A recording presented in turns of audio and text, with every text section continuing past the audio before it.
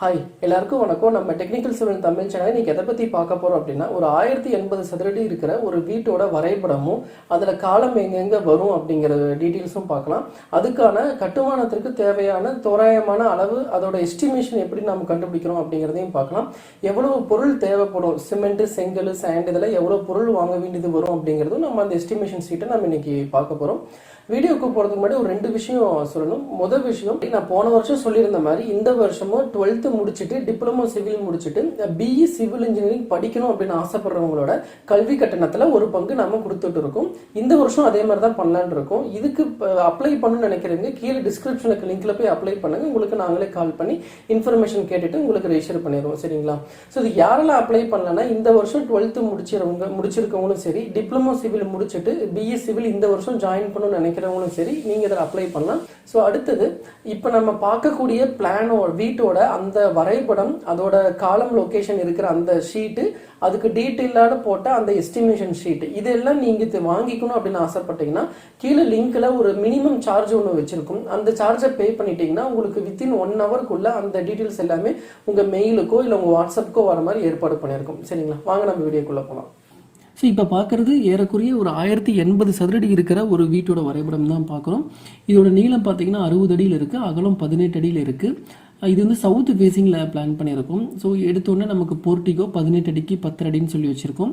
அடுத்து பார்த்தீங்கன்னா ஒரு சிட் அவுட் வச்சிருக்கு, 4.4க்கு 16 அடி அப்படி நீளமாக சிட் அவுட் வச்சிருக்கு. நீங்கள் என்ட்ரன்ஸ் இங்கே இந்த பக்கமும் நீங்கள் மூவ் பண்ணிக்கலாம். இந்த விண்டோ இருக்க இடத்துல நீங்கள் அங்கே ஒரு டோர் வச்சு கூட நீங்கள் உள்ளே மூவ் பண்ணிக்கலாம். அது கிளைண்ட்டோட வில்லிங்னஸை பொறுத்து நம்ம அங்கே வச்சுருக்கோம். அடுத்தது பார்த்தீங்கன்னா இந்த இடத்துல ஒரு மாஸ்டர் பெட்ரூம் இருக்குது, 11க்கு 11 அப்படின்னா அட்டாச்சு டாய்லெட்டோட ட்ரெஸ்ஸிங் ரூம் கொடுத்துருக்கோம். அடுத்தது ஹால் பார்த்தீங்கன்னா 11க்கு 16 அப்படின்னு சொல்லி பிளான் பண்ணியிருக்கு. ஹாலில் இருந்தே ஒரு பூஜா யூனிட் தனியாகவே கேபின் கொடுத்துருக்கோம். ஆப்போசிட்டில் ஈஸ்ட் பார்த்த மாதிரி இந்த இடத்துல பூஜா கொடுத்துருக்கு. அடுத்தது கிச்சன் இந்த இடத்துல பிளான் பண்ணியிருக்கு, அதாவது நார்த் வெஸ்ட்டில் கிச்சன் பிளான் பண்ணியிருக்கு. கிச்சனும் சரி, இந்த பக்கம் நார்த் ஈஸ்ட்டில் பெட்ரூமும் சரி, ரெண்டுமே ஒரே அளவு, ஏறக்குறைய 8க்கு 10 அப்படிங்கிற அளவுக்கு பிளான் பண்ணியிருக்கோம். அடுத்தது பார்த்திங்கன்னா இந்த பெட்ரூமில் ஒரு டாய்லெட் கொடுத்துருக்கு. அது வெளியே நம்ம இந்த இடத்துல ஓப்பன் ஸ்பேஸ் கொடுத்து அந்த பக்கம் டாய்லெட் போகிற மாதிரி ஒரு ஸ்பேஸ் கொடுத்துருக்கு. ஏன்னா காற்று வசதி, வெளிச்சம், அதுக்கு எல்லாமே பிளான் பண்ணி கொடுத்துருக்கோம். ஸோ இதுதான் நம்ம 60க்கு 18 அப்படின்னு இருக்கிற ஒரு பில்டிங்கோட பிளான் அப்படின்னு நம்ம பிளான் பண்ணியிருக்கோம். காலம் எங்கெங்கே பிளான் பண்ணியிருக்கு அப்படின்னு பார்த்தீங்கன்னா 1 2 3 4 5 6 7 8 9 10 மொத்தமாக 10 காலம் இந்த பில்டிங்காக பிளான் பண்ணியிருக்கோம்.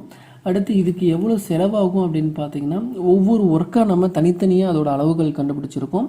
எர்த் ஒர்க் அப்படின்னு பார்த்தீங்கன்னா ஒரு 2420 கன அடி அளவுக்கு பண்ண வேண்டியதாக வரும். அதே மாதிரி கான்கிரீட் ஒர்க்கு பார்த்தீங்கன்னா 1399.70 கன அடி பண்ணுற மாதிரி இருக்கும். ஸோ ஒவ்வொரு வேலைக்குமே எவ்வளோ அளவு நம்ம அந்த வேலை இருக்குது அப்படிங்கிறத கண்டுபிடிச்சிருக்கோம்.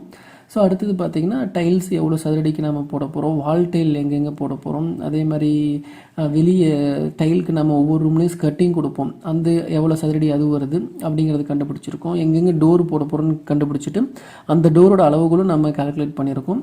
ஸோ அடுத்தது கிரில்லு கேட்டு எவ்வளோ யூனிட் எவ்வளோ வெயிட் வரும் அப்படிங்கிறத தெரிஞ்சுக்கிறதுக்காக நம்ம எத்தனை சதுரடிக்கு கிரில்லு கேட்டு போட போகிறோம் அப்படின்னு கண்டுபிடிச்சிருக்கு. ஸோ மண் ஃபில் பண்ணுறது, கம்பி எத்தனை கிலோ வாங்க போகிறோம் இந்த பில்டிங் பிளானுக்காக அப்படிங்கிறது கண்டுபிடிச்சிருக்கோம். Electrical work, plumbing work, septic tank, sump, overhead tank. So இந்த அளவுகளுக்கு இருக்கிற ஒரு பில்டிங் நம்ம கட்டணும், இந்த பிளானில் இருக்கிற மாதிரி பில்டிங் கட்டணும் அப்படின்னா நம்ம எஸ்டிமேஷன் படி 23 லட்சத்துலேருந்து 25 லட்சம் வரைக்கும் கண்டிப்பாக தேவைப்படும் அப்படிங்கிற மாதிரி நமக்கு எஸ்டிமேஷன் ரிசல்ட் கிடைக்குது. ஸோ இதில் என்னென்ன பொருள் எவ்வளோ வாங்கணும் அப்படிங்கிறவங்களுக்கு நான் முன்னாடியே சொன்ன மாதிரி கீழே இருக்கிறதுல மினிமம் சார்ஜ் மாதிரி நாங்கள் ஃபிக்ஸ் பண்ணியிருக்கோம். அது பே பண்ணிங்கன்னா அடுத்து 1 ஹவருக்குள்ளே உங்கள் மெயிலுக்கும் உங்கள் வாட்ஸ்அப்புக்கும் இந்த டீட்டெயிலான எஸ்டிமேஷன் எக்ஸல் ஷீட்டு கிடைக்கிற மாதிரி நாங்கள் பிளான் பண்ணியிருக்கோம்.